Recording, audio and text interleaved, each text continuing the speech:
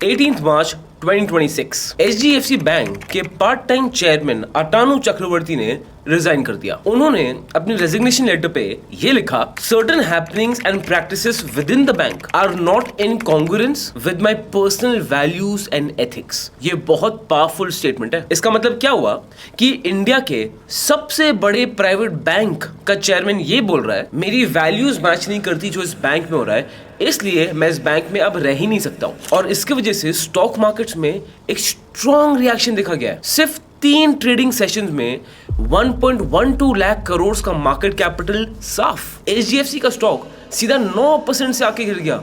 और इसकी ग्रेविटी इतनी ज्यादा इसलिए है बिकॉज कोविड के क्रैश के बाद ये सिंगल डे का एचडीएफसी स्टॉक का सबसे बड़ा फॉल था। सर, इस स्टॉक ने 52 वीक लो टच कर दिया। मैनेजमेंट ने 3 सीनियर एग्जीक्यूटिव्स को फायर कर दिया। दुबई के रेगुलेटर ने एचडीएफसी को अपनी दुबई के ब्रांच में और नए क्लाइंट्स या कस्टमर्स लेने से रोक दिया है। अब पूरे देश में ना अब सिर्फ एक ही सवाल है, एचडीएफसी बैंक में मेरी सेविंग्स है, उनका क्या होगा? एचडीएफसी बैंक में मेरी एफडी है, उनका क्या होगा? एचडीएफसी बैंक से मेरा लोन है, उसका क्या होगा? एचडीएफसी बैंक के स्टॉक में मैंने इन्वेस्ट कर रखा है, उसका क्या होगा?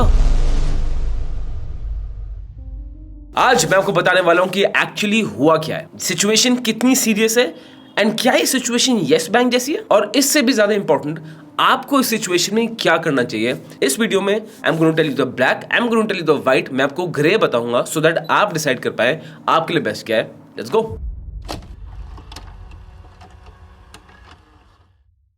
अब पहले फुल कहानी वो समझते हैं। एचडीएफसी की दुबई ब्रांच में कुछ स्कैंडल चल रहा था। बैंक के रिलेशनशिप क्लाइंट्स अप्रोच कर रहे थे एनआरआईज को। अब इन एनआरआईज के पास थे फॉरेन करेंसी फिक्स्ड डिपॉजिट्स जो लो रिस्क है, गारंटीड है और सेफ है। अब बैंक ने देखा कि देखो इतना पैसा डिपॉजिट्स में रखा हुआ है, तो बैंक के आरएम्स ने स्पेसिफिकली इन लोगों को रीच आउट किया और बोला कि सर, इससे बेटर आप AT1 बॉन्ड्स में पैसा डालिए, रिटर्न्स भी ज्यादा है, सेफ भी है, और आप उसको एफडी जैसे समझिए। यस, AT1 बॉन्ड्स ये वही बला है जो यस बैंक ने यूज किया था लोगों से पैसा उठाने के लिए, और लोगों को इसमें बहुत पैसे डूब गए थे।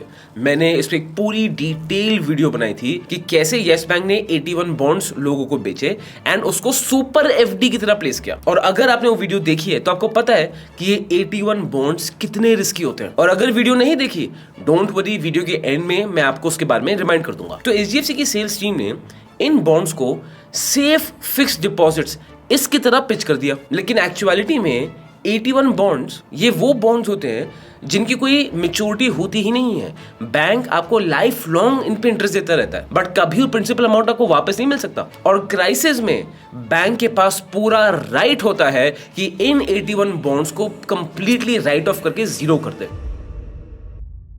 और यही हुआ 2023 में जब क्रेडिट सूस वो कोलैप्स हुआ था और यूबीएस ने उसको टेक ओवर कर लिया था, तो रातों रात $20 बिलियन के AT1 बॉन्ड्स वो made to zero. HDFC bank के थ्रू जिन एनआरआई क्लाइंट से इन्वेस्ट किया था उन सब का पैसा जीरो। लोग कितने इफेक्ट हुए? इन्वेस्टिगेशन के अकॉर्डिंग फ्रॉम 2017 टू 2024 1707 कस्टमर्स को 61 रिलेशनशिप मैनेजर्स ने अनऑथराइज्ड फाइनेंशियल एडवाइस दी। Yes, this was happening in HDFC bank. Investigation में ये भी पता चला कि काफी केसेस में क्लाइंट्स की जो केवाईसी प्रोफाइल होती है, बिना उनकी परमिशन के उनकी केवाईसी को शिफ्ट कर दिया टू प्रोफेशनल क्लाइंट, ताकि काफी सारी रेगुलेशंस वो बाईपास हो जाए। कुछ केसेस में ब्लैंक शीट्स पे साइन ले लिए। और सबसे ज्यादा शॉकिंग, दुबई के रेगुलेटर DFSA ने ये बोला है कि एचडीएफसी बैंक की senior team and compliance team को ये सब पता था कि क्या हो रहा है 5 साल से, बट उसके बावजूद उन्होंने DFSA को कभी इस पर इन्फॉर्म नहीं किया एंड 5 साल तक ये बैंक चुप बैठा रहा। फिर होना क्या था? चेयरमैन अतानु चक्रवर्ती ने ये सब देखा एंड सीधा स्टेप डाउन कर दिया। अब कुछ इंटरनल रिपोर्ट्स ये बता रही हैं एचडीएफसी के CEO जो हैं शशिधर जगदीशन, इनके साथ भी अतानु चक्रवर्ती का एक पावर स्ट्रगल इंटरनली चल रहा था, क्योंकि इन दोनों में लीडरशिप के स्टाइल, स्ट्रैटेजी, हायरिंग काफी कॉन्फ्लिक्ट्स है। लेकिन जो कोर इशू उनके बीच में था वो था एथिक्स का। बैंक ने इसके बाद एक्शन लिया और 12 एम्प्लॉयज को पीनलाइज किया है, जिसमें से 3 सीनियर एग्जीक्यूटिव्स हैं, group head of branch banking के, एग्जीक्यूटिव वीपी हैं, सीनियर वीपी है, इन सबको फायर कर दिया है। एक्सटर्नल लॉ फर्म से इन्वेस्टिगेशन को और कराया जा रहा है। And for the time being interim chairman that is Keki Mistry, जो एचडीएफसी ग्रुप के वेटरन है, अभी उनको अपॉइंट किया है। अब आते हैं सबसे बड़े सवाल पे, क्या एचडीएफसी बैंक यस बैंक की तरह डूबने की कगार पे खड़ा हुआ है?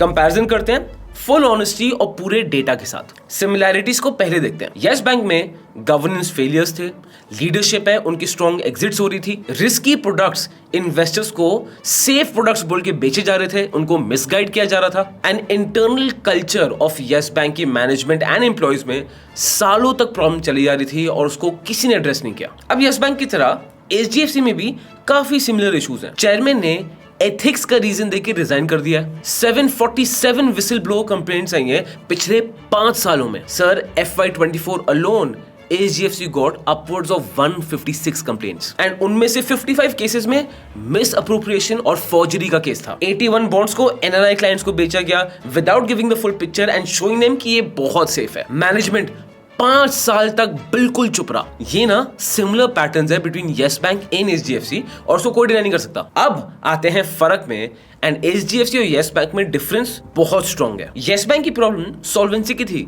मतलब बैंक के पास एक्चुअलिटी में they had no money, their loan book had increased by 80% in just 2 years and ये सारे लोन्स दिए गए थे real estate, DHFL, IL&FS, infrastructure, ये सब के सब रिस्की सेक्टर्स और रिस्की कंपनीज हैं। एनपीएस यस बैंक के 19% तक पहुंच गए।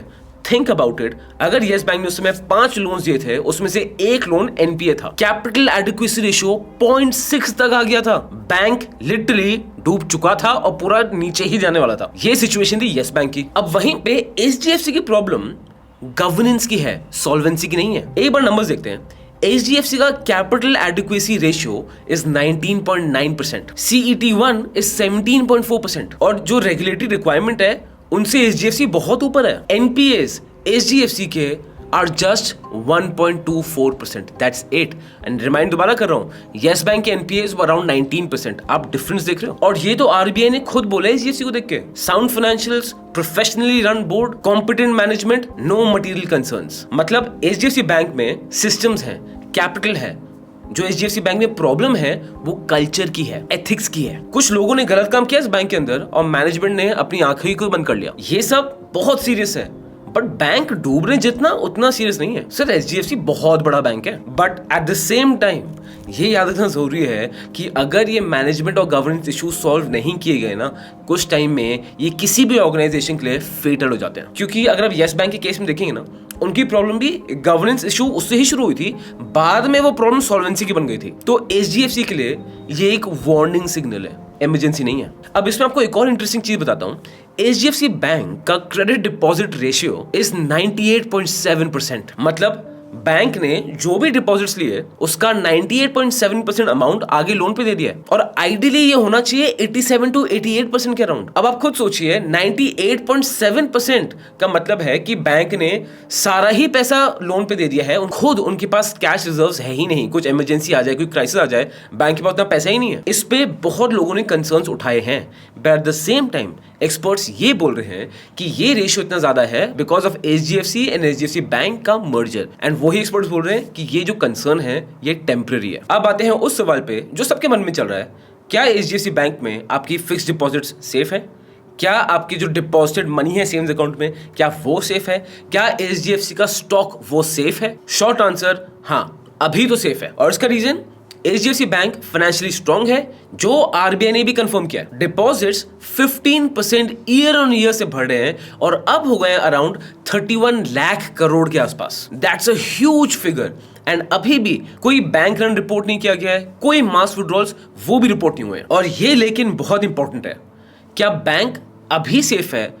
आपको क्या सिर्फ इसी पे डिपेंड करना चाहिए? ये समझिए, इंडिया का हर एक डिपॉजिटर DICGC से इंश्योर्ड है, deposit insurance and credit guarantee corporation. ये RBI की एक सब्सिडरी है और इनका कवरेज लिमिट होता है up to 5 lakhs for every depositor. इसमें प्रिंसिपल और इंटरेस्ट दोनों इंक्लूड होते हैं। 5 लाख बस। तो अगर आपके पास किसी बैंक में 20 लाख की FD है तो आपके सिर्फ 5 लाख तक की इंश्योर्ड है, और जो बाकी बचे 15 लाख हैं, अगर बैंक फेल कर जाता है तो आप उस बैंक के क्रेडिटर बन जाते हो। मतलब बैंक के एसेट्स उनको लिक्विडेट किया जाएगा, सेल होंगे, फिर जो पैसा आएगा फिर लायबिलिटीज क्लियर करेंगे और उस लायबिलिटी में आप भी एज ए क्रेडिटर खड़े होगे। अब पैसा कितना मिलेगा कोई गारंटी नहीं, पैसा मिलेगा कब ये भी गारंटी नहीं। पीएमसी बैंक में यही हुआ था। 2019 में वहां पे एक फ्रॉड हुआ, डिपॉजिटर्स का पैसा अटक गया और इनिशियल विड्रॉल लिमिट सिर्फ 1000 रुपए थी। कुछ मीडिया रिपोर्टर्स ने यह भी कवर किया कि कुछ डिपॉजिटर्स जिनका पैसा पीएमसी बैंक में था, ये सुन के उनको इतना स्ट्रेस हुआ that they could not handle it और उनकी हेल्थ में सीरियस इश्यूज आए और आज 2026 में भी उनकी फुल पेमेंट नहीं हुई है। इट इज सेट कि 2032 तक मिल जाएगी। अब येस बैंक में अलग हुआ था, जहां पे आरबीआई और state bank of India immediately step in कर गए उस बैंक की रिकंस्ट्रक्शन के लिए। 13 दिन में नॉर्मल ऑपरेशंस वापस आ गए, डिपॉजिटर्स वो सेफ रहे। क्यों? क्योंकि बैंक का रिकंस्ट्रक्शन हुआ था, लिक्विडेशन नहीं। अब आते हैं लक्ष्मी विलास बैंक में। आरबीआई ने इस बैंक का फोर्सफुल मर्जर कर दिया विद डीबीएस बैंक। जो भी डिपॉजिटर्स के अकाउंट से वो सीमलेसली डीबीएस बैंक में शिफ्ट हो गए एंड सबका पैसा बिल्कुल सेफ रहा। तो अलग अलग बैंक्स में ना अलग अलग चीजें होती है, कोई फिक्स पैटर्न नहीं है। कुछ में डिपॉजिटर्स बिल्कुल सेफ रहे, कुछ बैंक्स में सालों तक पैसा नहीं मिला और ये डिफरेंस डीआईसी जीसी के 5 लाख के ऊपर का अमाउंट का ही था। अब एचडीएफसी बैंक के केस में हम सब यही मानते हैं that this bank is too big to fail, क्योंकि ये बैंक इतना हमारी इकोनॉमी में इंटीग्रेटेड है कि एचडीएफसी बैंक डोमेस्टिक सस्टेनेबिलिटी के लिए शायद एसबीआई के बाद सबसे जरूरी बैंक है। और चाहे कुछ भी सिचुएशन हो जाए, आरबीआई तो आएगी ही बचाने के लिए इस बैंक को, जो बिल्कुल सही है। But at the same time too big to fail का मतलब ये नहीं है कि बैंक में कुछ गड़बड़ हो ही नहीं सकती है। आप दुनिया के बड़े बड़े बैंक की हालत देखिए, अगर उनके वार्निंग साइंस को ट्रीट नहीं किया जाता है, उन बैंक की क्या हालत हो जाती है, वो जीरो हो जाते हैं, बंद भी हो जाते हैं। और गवर्नमेंट तो डिपॉजिट्स को बचाएगी ही बचाएगी, बट उसमें कितना वक्त लगे उसमें शायद कोई गारंटी नहीं होती है। अब आपको इससे क्या सीखना चाहिए और क्या चीजें हम कर सकते हैं अपने आप को प्रोटेक्ट करने के लिए, आपको सिंपल स्टेप्स बताता हूं। सबसे पहली चीज, चेक करिए कि आपके फैमिली का एक्सपोजर कितने बैंक में कितना है। अगर वो सारा एक्सपोजर सिर्फ 1 या 2 बैंक में है, so it is highly advisable कि आप उसको स्प्लिट करिए। एंड आइडियली तो आप 5 लाख तक इंश्योर्ड है। अब I get it, her bank में 5 लाख डाल के हैविंग सो मेनी अकाउंट्स ये ह्यूमनली पॉसिबल नहीं है, बट डाइवर्सिफाइड, सिंप्लीफाइड।